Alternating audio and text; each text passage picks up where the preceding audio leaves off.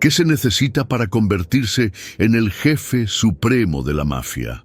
Durante décadas, Vito Genovese fue uno de los hombres más poderosos del crimen organizado en Estados Unidos. Desde sus inicios en las calles de la pequeña Italia hasta su ascenso como líder de la mafia neoyorquina, su vida estuvo marcada por asesinatos, traiciones y alianzas peligrosas. Fue el arquitecto de un imperio criminal y al mismo tiempo el responsable de su propia caída. Pero como un inmigrante italiano, logró convertirse en el jefe de la mafia más influyente de América. Acompáñennos en este recorrido por la vida de Vito Genovese, una historia de ambición, crimen y poder que cambió para siempre el mundo de la mafia. Envuelto en una espesa neblina matutina, el puerto de Nueva York se transformaba en un mosaico de lenguas y acentos. Entre la multitud de inmigrantes italianos, un joven de 15 años descendía del barco Taormina junto a su familia. Su nombre, Vito Genovese. Aún no lo sabía, pero aquel momento marcaría el inicio de una de las historias más oscuras del crimen organizado en Estados Unidos. La familia Genovese provenía de Risigliano, un pequeño pueblo en Italia. Como miles de otros italianos, a principios del siglo XX, buscaban un futuro mejor en la tierra de las oportunidades. Pero para muchos, el sueño americano no era más que una ilusión. Las fábricas explotaban a los recién llegados. Los vecindarios eran miserables y las calles de la pequeña Italia, en Manhattan, estaban dominadas por pandillas que imponían sus propias reglas. Vito creció rodeado de crimen. Pronto entendió que la violencia y el miedo eran herramientas poderosas. Como muchos otros jóvenes del barrio, comenzó con pequeños robos y poco a poco empezó a realizar favores para los mafiosos locales. Transportaba paquetes misteriosos, entregaba mensajes secretos, cobraba deudas. Eran tareas simples, pero lo acercaban cada vez más al submundo criminal. A los 19 años, Genovese fue arrestado por primera vez. ¿El motivo? Posesión ilegal de un arma de fuego. Pasó un año en prisión, pero lejos de arrepentirse, la experiencia solo sirvió para consolidar sus contactos en el crimen. Al salir, estaba listo para dar un paso más grande. Ahora formaba parte de la familia criminal liderada por Giuseppe Joe De Vos Masseria, uno de los hombres más poderosos de la mafia en Nueva York. Genovese tenía talento para el crimen, y lo sabía. Su destino estaba marcado. No sería un simple soldado de la mafia, sería un jefe. La década de 1920 fue una época de riqueza para algunos y de desesperación para otros. Mientras los ricos disfrutaban del auge económico, las calles de Nueva York eran testigos de una guerra silenciosa. No se trataba de ejércitos ni de banderas, sino de hombres con trajes elegantes, sombreros de fieltro y revólveres ocultos en sus abrigos. En aquel mundo donde la ley se compraba con dinero y la lealtad se medía con sangre, Vito Genovese comenzaba a hacerse un nombre. Trabajando para Joe Masseria, Vito no tardó en conocer a otros jóvenes criminales con ambiciones similares. Entre ellos, dos nombres destacaban: Frank Costello y Charles Lucky Luciano. Juntos, estos hombres serían la nueva generación de la mafia, reemplazando a los viejos capos sicilianos con una mentalidad más pragmática y despiadada. Sin embargo, la paz no tenía cabida en aquel mundo. Nueva York estaba dividida entre dos facciones, la de Joe Masseria, jefe de Vito, y la de Salvatore Maranzano, otro poderoso mafioso siciliano. La tensión entre ambas organizaciones se convirtió en una lucha sangrienta conocida como la Guerra de los Castellamarenses. Durante años, las calles fueron escenario de asesinatos brutales, traiciones y alianzas efímeras. Genovese, siempre leal a su jefe, participó en múltiples ataques contra los hombres de Maranzano. Sin embargo, su verdadero talento no estaba en disparar un arma, sino en la estrategia. Sabía que la mafia no podía sobrevivir con guerras constantes y que, para crecer, era necesario cambiar las reglas del juego. Lucky Luciano compartía su visión. No debía haber dos bandos en guerra, solo un solo gobierno del crimen. En un movimiento audaz, Luciano hizo un trato secreto con Maranzano y, en 1931, Joe Masseria fue asesinado a tiros en un restaurante de Coney Island. Genovese había aprendido una lección valiosa aquel día.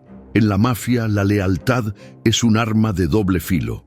Apenas unos meses después, Luciano traicionó a Maranzano y lo mandó a asesinar. Con ambos líderes fuera del juego, nació la Comisión de la Mafia, un consejo que regulaba el crimen organizado en Estados Unidos. Vito Genovese era ahora uno de los hombres más influyentes de la mafia, y su ambición apenas comenzaba a despertarse. Pero en este juego, el poder venía con un precio. Con la guerra de los castellamarenses terminada y la Comisión de la Mafia establecida, Nueva York entró en una nueva era del crimen organizado. Vito Genovese, siempre calculador, entendió que la violencia descontrolada solo atraía la atención de las autoridades. La verdadera clave del poder no estaba en las balas, sino en el control silencioso de los negocios ilegales. El juego, la extorsión y sobre todo el tráfico de drogas. Sin embargo, su ambición no tenía límites. A pesar de su influencia en la mafia, Genovese aún estaba a la sombra de Lucky Luciano, el nuevo padrino del crimen organizado en Estados Unidos. Para Vito, esto no era suficiente. Quería ser el líder absoluto, el verdadero jefe de la mafia, pero sabía que para lograrlo debía jugar sus cartas con paciencia. En 1936, su oportunidad llegó. Luciano fue arrestado y condenado por proxenetismo, lo que dejó un vacío de poder dentro de la organización. Pero en lugar de ocupar su lugar, Genovese vio una amenaza en la figura de Frank Costello, quien asumió el liderazgo de la familia. Para evitar un enfrentamiento directo, Vito tomó una decisión sorprendente. Huyó a Italia, dejando su imperio atrás. En la tierra de sus ancestros, Genovese no se mantuvo alejado del crimen.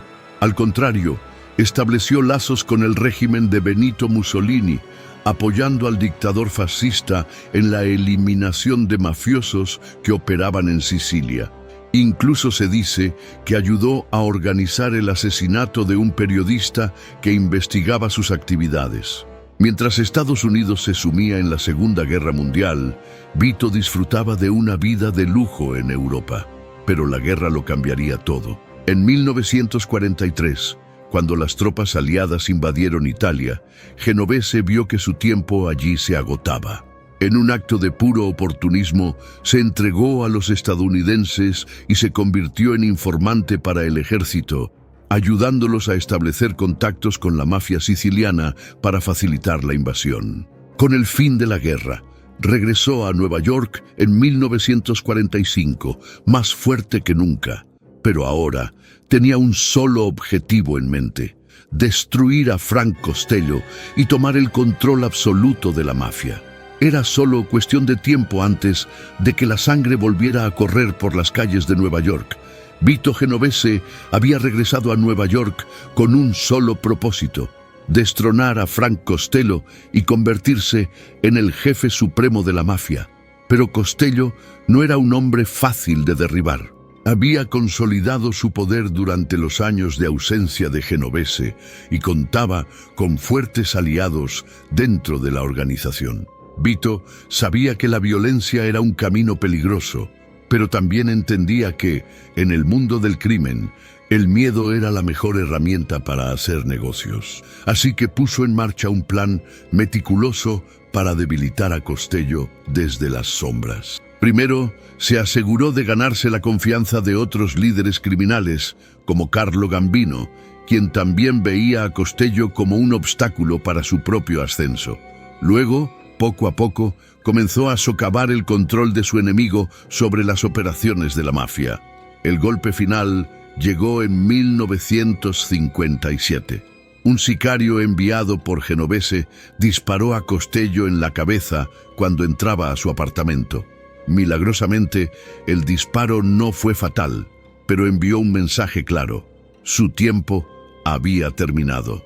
Días después, Costello anunció su retiro del crimen organizado. Genovese finalmente había logrado su objetivo. Se convirtió en el jefe absoluto de la familia que ahora llevaría su nombre, la familia Genovese.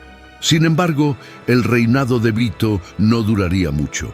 Su ambición descontrolada lo llevó a tomar una decisión que cambiaría su destino: convocar una reunión secreta con todos los líderes mafiosos del país en un pequeño pueblo de Nueva York llamado Apalachin. Su intención era consolidar su poder y establecer nuevas reglas para el crimen organizado, pero las cosas no salieron como esperaba.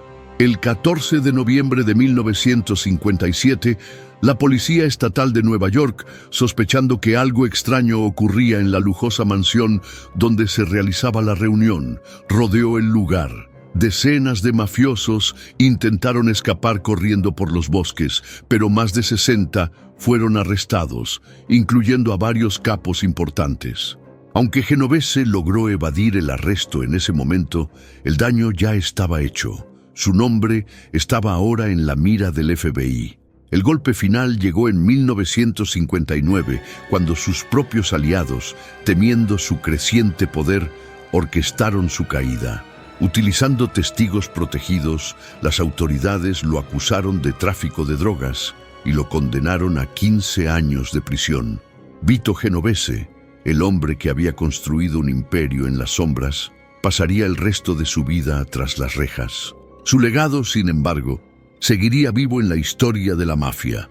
El 14 de febrero de 1969, Vito Genovese murió en prisión a los 71 años. Atrás quedaban décadas de sangre, traiciones y poder absoluto. Pero aunque su vida terminó tras las rejas, su legado continuó marcando el mundo del crimen organizado.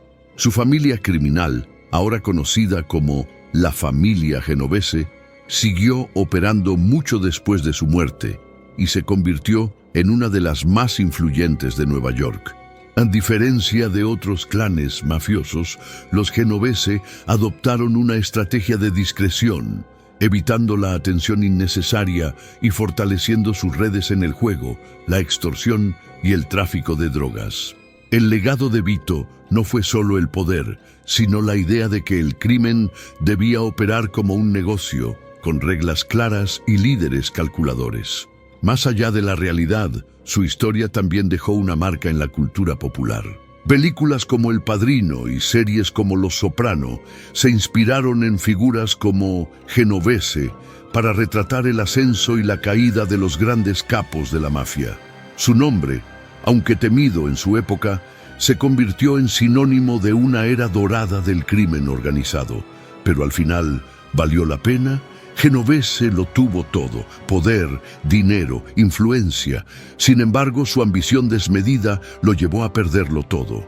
Terminó sus días en una celda, traicionado por aquellos en quienes confiaba y sin el respeto que tanto había buscado.